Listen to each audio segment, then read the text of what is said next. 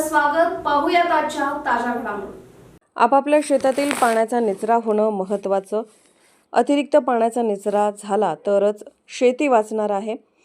पाचट न जाळता ते जमिनीत गाडून शेणखत, ताग, ढेंच्यासारख्या हिरवळीच्या खतांचा वापर करून सेंद्रिय कर्ब वाढवणे, सबसॉइलने जमिनीत वापसा करावा, उत्तम बियाणांचा उपयोग करणे, स्वतःचं रोप तयार केल्यास किफायती ठरणार आहे.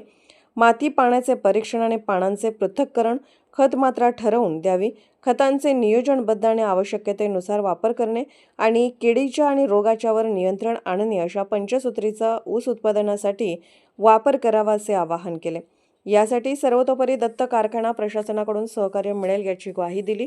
मुख्य वरणीपूर्वी पानांचं पृथक्करण करून रासायनिक खतांची मात्रा द्या. मुलांना शेतावर नेऊन शेतीशी नाळ जोडा. अन्नधान्याचे देशी उत्पादन घ्या. बियाणे उपलब्ध करून देऊ हेही आवाहन शेतकऱ्याच्या आरोग्यपूर्ण जीवनासाठी केले. माती परीक्षणानुसार जमिनीचा सामू हा 7 ते 7.5 आसपासच असला पाहिजे. सेंद्रिय कर्ब वाढवावा यासाठी कारखान्यांकडून संपूर्ण मार्गदर्शनाची ग्वाही गणपतराव पाटील यांनी दिली.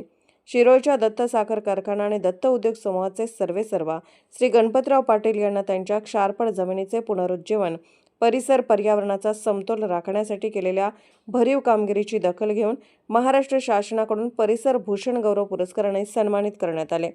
त्या प्रित्यर्थ सदलगा नगरपालिका आणि येथील विविध संघ संस्थांच्याकडून त्यांचा सत्कार करण्यात आला. शेतातील आधुनिक तंत्रज्ञान शास्त्रशुद्धपणे अवलंब करावा असे प्रतिपादन दत्त साखरचे मुख्य शेती अधिकारी हेगन्ना यांनी केले. कारखान्याने 22 शास्त्रज्ञांची नियुक्ती केली असून त्यांच्या ज्ञानाचा उपयोग करून आपापल्या शेतीची सुपीकता, उपजाऊ क्षमता वाढवा. मातीचा सामू 7 ते 7.50 इतकाच जिप्सम टाकून नियंत्रित केला तरच घातलेल्या खतामुळे ऊस उत्पादन वाढेल असे प्रतिपादन कारखान्याचे ऊस विकास अधिकारी AS पाटील यांनी केले. सभेचे अध्यक्ष बाळासाहेब पाटील यांनी मनोगत आणि समारोप व्यक्त केला.